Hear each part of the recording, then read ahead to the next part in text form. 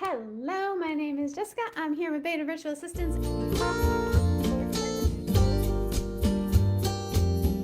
Certainly, actually, I feel like the crypto market lately has been rather boring. It has been all about it went up and it was so exciting. Everybody got so excited. We broke that $100,000 barrier and everybody was sure it was going to the moon. And then it stalled out. And what that means in this happens in every market is that there's a core group of people who are holding on to this and they're believing it's going to go up. And as long as that group keeps growing, people keep buying, and the price of the crypto or the stock, it goes up in value. But the people who join last are like the weakest hands. So, and I've got someone in one of our blockchain wallet alumni is always texting me. She's like, oh, the price of, she bought herself some Bitcoin, I think like a small amount, like maybe $500 or something. And she's like, oh, it went down. Should I sell? And every single time I'm like, okay, here's the thing. If you believe the story that people are telling you about Bitcoin, now there's a few stories. There's the story that Bitcoin is a Ponzi scheme. There's a story that we're going to run out of people who want to buy Bitcoin. And if that happens, it, just like every other meme coin before it, is going to crash in value. And it's going to become worthless and less than worthless, and you will not want to own it at that point. So you can believe that story, or you can believe the other story, which is that there's a limited supply, people value it. There are companies buying it for their balance sheets to preserve against inflation problems in their economy, in their country. There are states who are considering making it part of their like backup reserves. It's fascinating to watch the psychology. And it's also funny to watch people who are like jumping in with both fists and they're grabbing it when it goes up to 100,000 because they think they're going to miss out. And then it crashes to 80,000 and they're like, oh no, I can't. Oh no, it's going to go lower, and they don't buy. And it's like, it should be the exact opposite. We should be like, oh, it's 80,000. It's on sale. We got to be buying it. And then when it gets to 100,000, go, oh, we've been here before. We don't know if we're going to keep going. I might sell some and take some profits or something, but I'm not like buying a lot at that point. And this person who wrote me, they're like, it had crashed to about 80,000 and they were like, should I sell now? And I'm like, okay, if you believe the narrative that they are telling you, if you believe that there are states out there who are trying to make it part of their reserves, if you believe that there are companies out there making it part of their reserves, if you believe that there's a limited supply and that people are losing access to the Bitcoin they have, and there's like, so the supply is actually shrinking instead of growing, unlike the US dollar, it's actually decreasing. And if you believe all of that narrative, and if you believe it has some value, and if you believe that people in a year from now are going to think it has more value than it does today, why are you selling it when it's on sale? You should be buying more. I put my money where my mouth is. Last week, when it started crashing, I started buying. So it got to 95,000 the first time, and I was like, oh, it's on sale. And I bought, I think, $500. It turns out, Swan Bitcoin, where I do my dollar cost averaging, and it will, I have it set up so it'll buy $15 of Bitcoin every day. Now, $15 of Bitcoin does not add up very fast, especially when Bitcoin's at $100,000. It's adding up very slowly. But $500 a day, that adds up a little faster. So when it hit 95,000, it turns out they have the dollar cost averaging that I've set up, and it just automatically takes out once a week. It takes out 7 days worth of $15, which is $105, and it puts that into an account, and then each day it buys $15 of Bitcoin. No matter what the price is, it's great.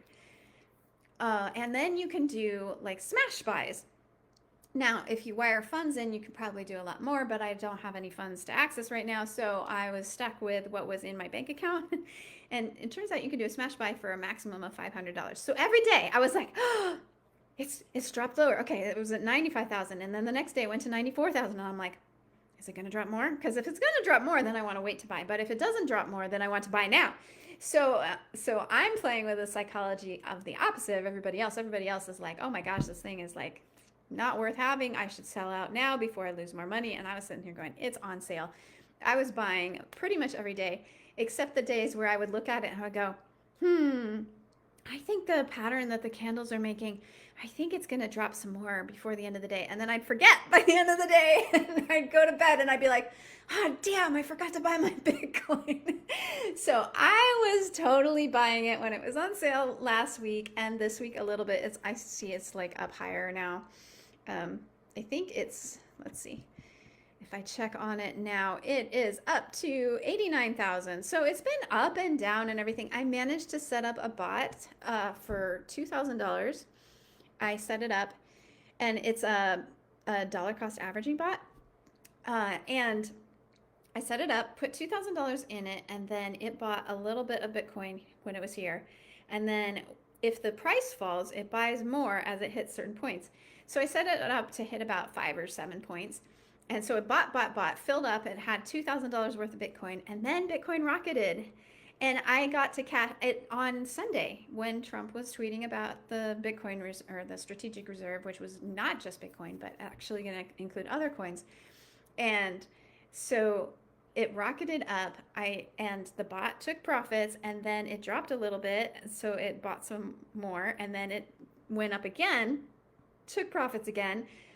Dropped some more, and then I think yesterday it finally took profits a third time. So I've actually made $200 on my little $2,000 bot, which is not bad for a week. It's like, I mean, that's 10% in a week. That's pretty good return. And in the meantime, I was buying Bitcoin with my other funds. So someday I know either I'm going to be really wrong and Bitcoin's going to be worthless, or I'm going to be really right and Bitcoin's going to be really, really worthful, if that's a word. And I'm going to be happy that I bought it. And it doesn't matter if I bought it at 100,000 or if I bought it at 80,000 when it gets to 1 million.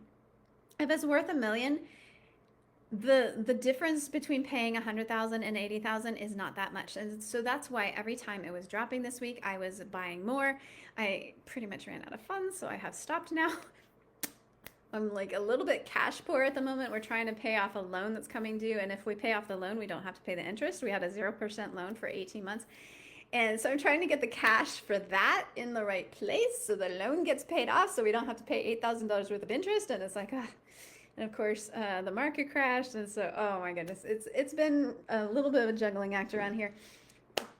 But while I had funds, I was buying Bitcoin because I think it's on sale. And, you know, when it's so funny to me that people look at it and get all worried and be like, oh my gosh, it dropped from 110,000 to 95,000.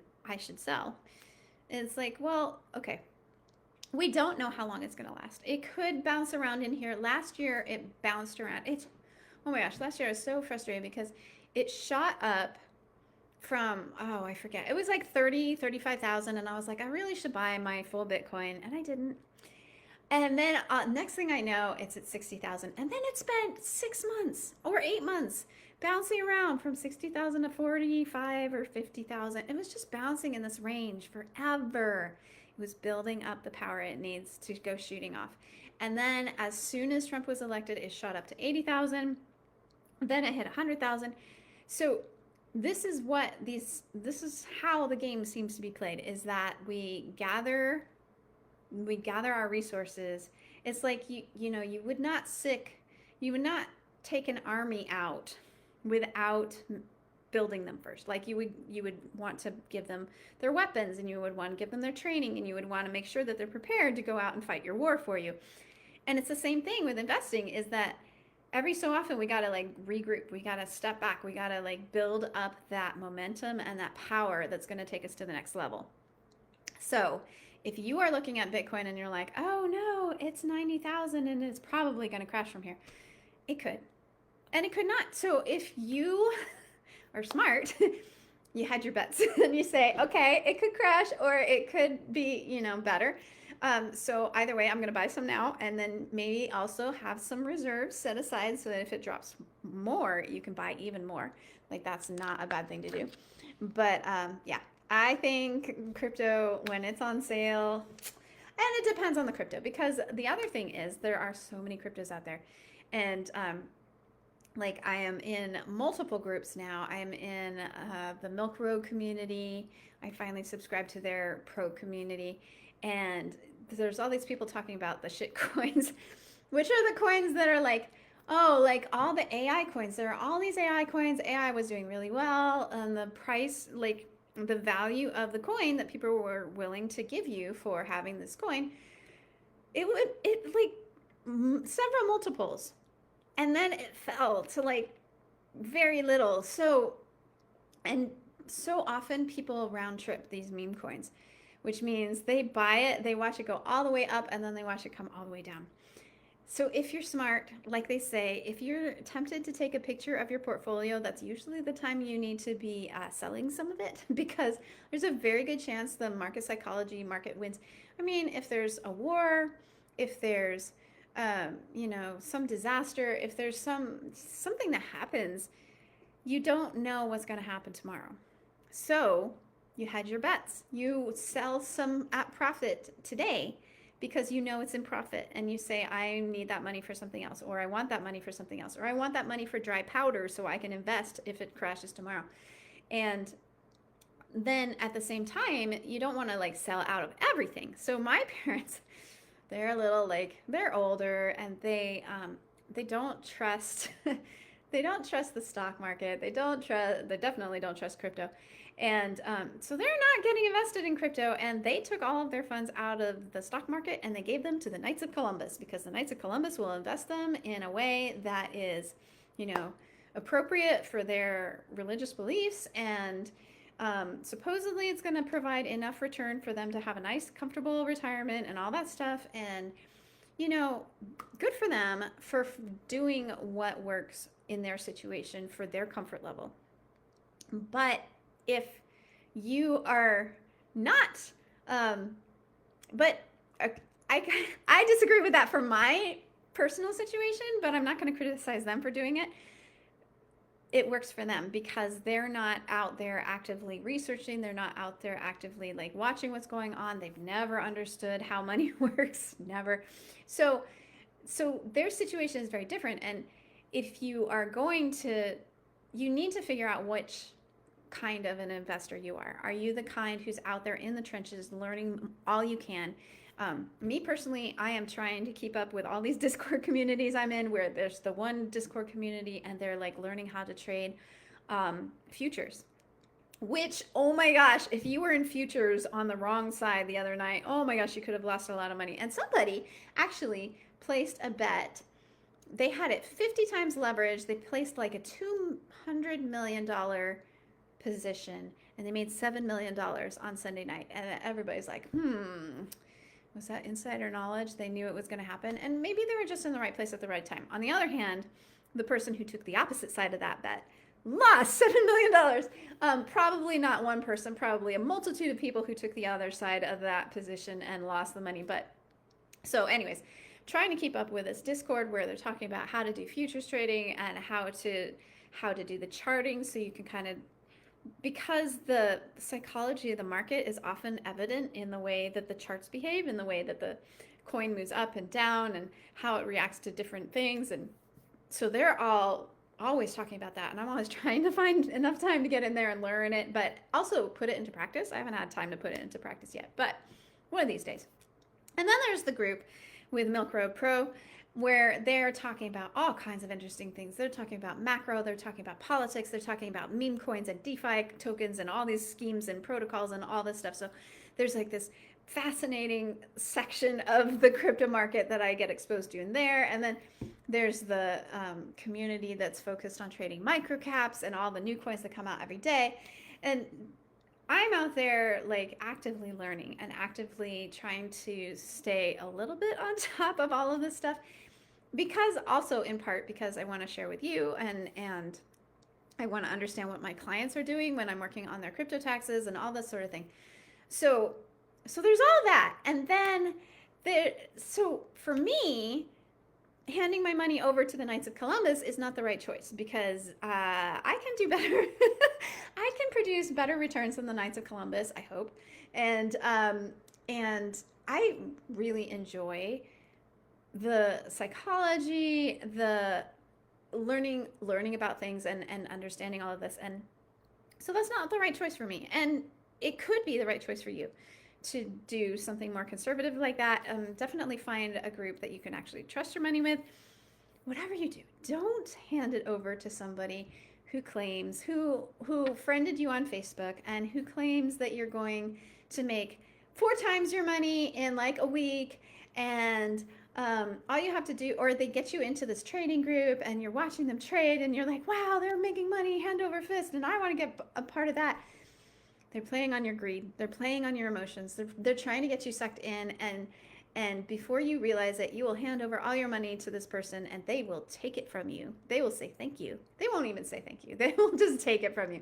And somebody was posting in the Milk Road community that their sister was scammed by one of these learning groups and lost hundreds of thousands of dollars. Just like, it's so sad that the world is like that, that there's so many ways to make money, and yet there are so many people who are determined to take it from you if you're not careful. So if you're going to hand over your investing, if you're going to hand over your financial future, make sure you choose a reputable organization. And I'm sure the Knights of Columbus are quite reputable.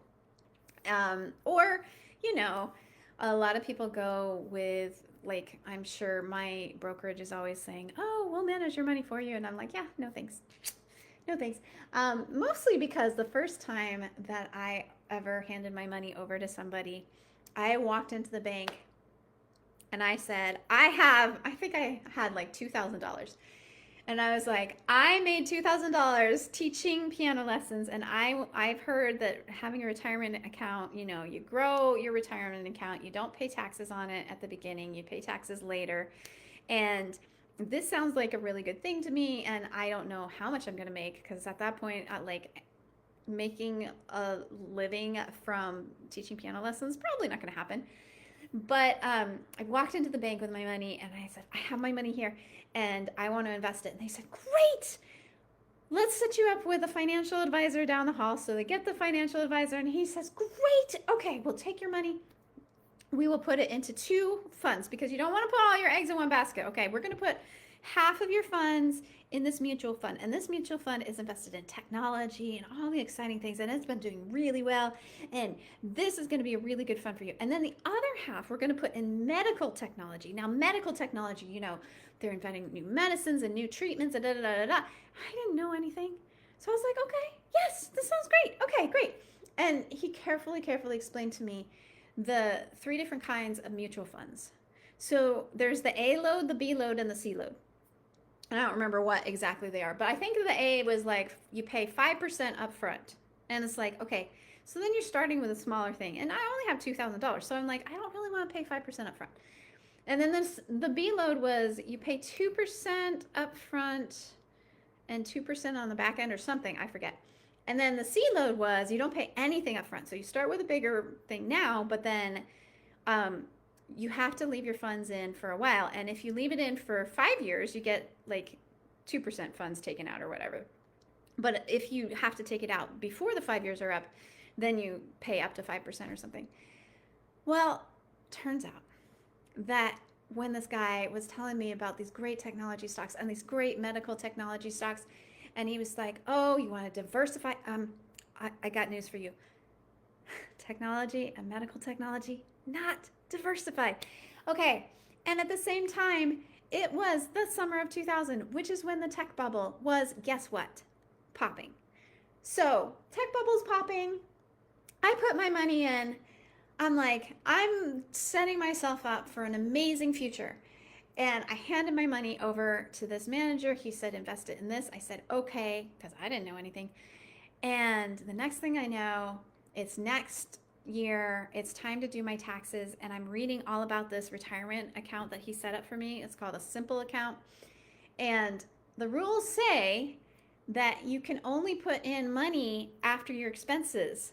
So it turns out I couldn't put in $2,000. I didn't actually have, I had $2,000 people had handed me, but I had expenses, and I didn't realize that. And so I didn't actually have the $2,000 to invest. So now it turns out I put too much into my account and I had to take it out.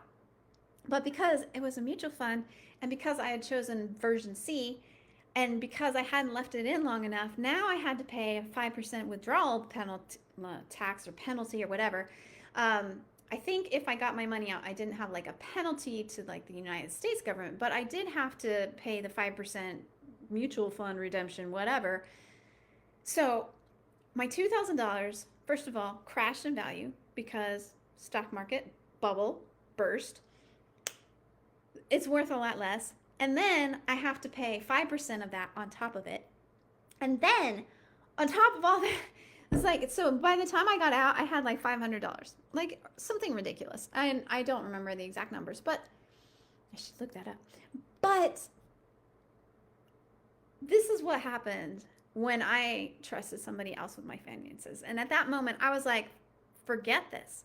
I am not trusting somebody else with my finances. I'm going to figure out how to do this, and I'm going to do it right. And from that moment on, I started reading everything I could in the library. The internet wasn't much of a thing at that point because it was 2000. So I was doing mostly library reading, and I subscribed to newsletters like Motley Fool and Zacks and some of the other newsletters that I was subscribed to for many years, and I tried to keep up with them. I learned everything I could. And the more I learned, the better I got, and the better my finances grew. And that point also kicked off this is how I help people with taxes. So when you are like, it is one thing if you know yourself and you don't trust yourself with money and you need to hand it over to somebody who's like responsible and is going to take care of that for you and grow it for you in a legit way, in a sustainable way. But don't fall for those scam artists, and don't necessarily trust the first financial advisor you see either, because they might have the best intentions. I'm sure that guy did not mean to tell me the wrong info about the deposit I was making. He didn't fully understand the rules. I didn't know any of the rules. So it wasn't totally his fault, but get out there, get yourself educated. Find a way to increase your funds, because the fact of the matter is, if you put money in the bank, it is losing value. In this country, in this world, in this time that we are living in, they are printing money so that they can pay all their debts, and that means that our money in our bank account is going down in value. And so if you're not spending it, you're not going to really be able to buy with it as much later. That means you need some way to combat that. And the best way that you can do that is by doing investing of some kind, especially if you can educate yourself, if you can find a community where you can be educated.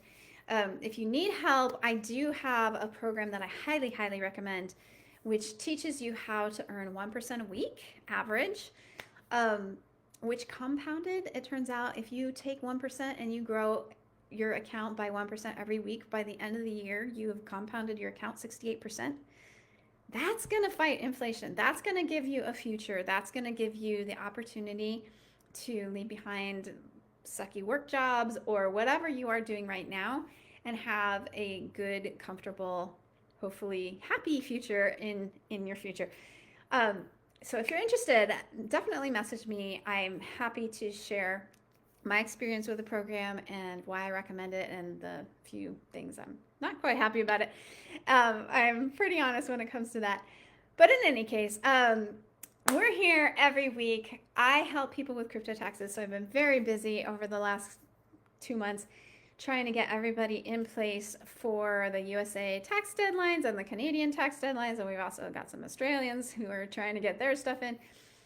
So we love helping people figure this stuff out. I love brainstorming with people about how to be strategic with their funds that they are investing, when to get money in, when to get money out. If you need any help with that, reach out.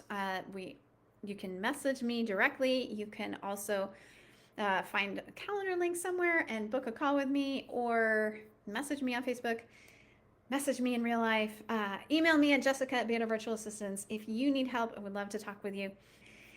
And tax season is more than half over. It's winding down, so if you haven't gotten your taxes in yet, or if you need any advice on whether or not you need to file taxes, reach out. Other than that, have a great week. Come talk to me at some point, and we'll have fun. And stay safe out there. Decide what you can do with your money to make it last for your future. That's your goal. All right, bye. I truly believe that knowledge is power when it comes to crypto. If you agree, share this video with someone who could learn from it, and we'll see you in the next one.